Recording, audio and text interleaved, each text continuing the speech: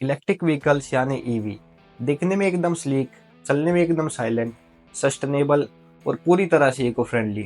सुनने में ऐसा लगता है जैसे हमने इको फ्रेंडली ट्रांसपोर्टेशन का कोड ही क्रैक कर लिया हो। लेकिन ये सब सुनने में जितना प्रॉमिसिंग लगता है, रियलिटी उससे डार्क और एकदम अपोजिट है। और आज हम इस वीडियो में उसी डार्क साइड को एक्सपोज करने वाले। तो चलिए शुरू करते हैं। तो चलो वो अपने पहले चैप्टर पर आते हैं, जो है बैटरी प्रोडक्शन। ईवीज बैटरी बनाने के लिए लिथियम, कोबाल्ट और निकल जैसे रेयर अर्थ मिनरल्स की ह्यूज क्वांटिटी में नीड होती है। और ये सब मिनरल्स आते कहाँ से हैं? ये आते हैं माइनिंग से। अब जितनी माइनिंग इंडस्ट्री हमारे इन्वायरमेंट को डिग्रेड करती है, उतना तो शायद ही कोई और इंडस्ट्री करती होगी। लगभग 5 से 7% ग्लोबल ग्रीन हाउस गैस के इमिशन के लिए अकेली माइनिंग इंडस्ट्री रिस्पॉन्सिबल है।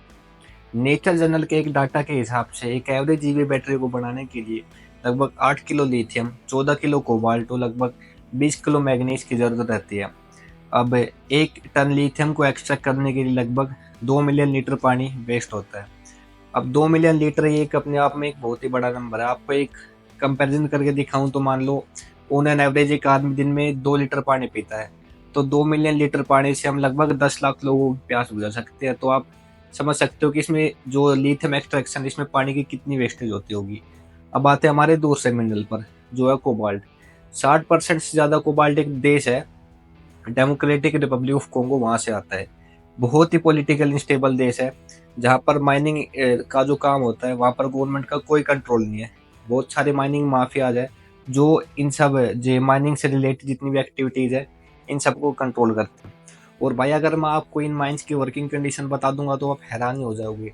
मैं भी जब ये पहली पहली बार पढ़ रहा था तो मैं भी शौक हो गया था, मगर ये अभी भी चल रहा है क्या? तो यहाँ पर कोई ऐसा रूल नहीं है कि यहाँ पर बच्चे काम नहीं कर सकते। आपको इन माइंस में हजारों बच्चे काम करते हुए दिख जाएंगे।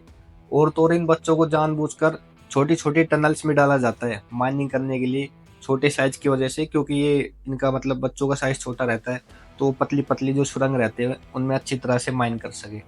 तो और इन बच्चों के साथ मतलब बहुत ही अलग लेवल पे एक्सप्लॉयटेशन चलती है। यूट्यूब पर ऐसी दुनिया भर की वीडियो है जहाँ पर ये बच्चे बताते हैं कैसे इन्हें काम टाइम पर पूरा ना होने की वजह से पीटा जाता है, और सेक्सुअल वायलेंस होने की भी रिपोर्ट्स आती रहती है। अगर कोई ईवी कोल या गैस से जनरेट होने वाली इलेक्ट्रिसिटी से चार्ज होती है तो भाई उसके इन्वायरमेंट पर उतनी बेनिफिट है जितने कि डीजल गाड़ी के होते हैं, यानी जीरो।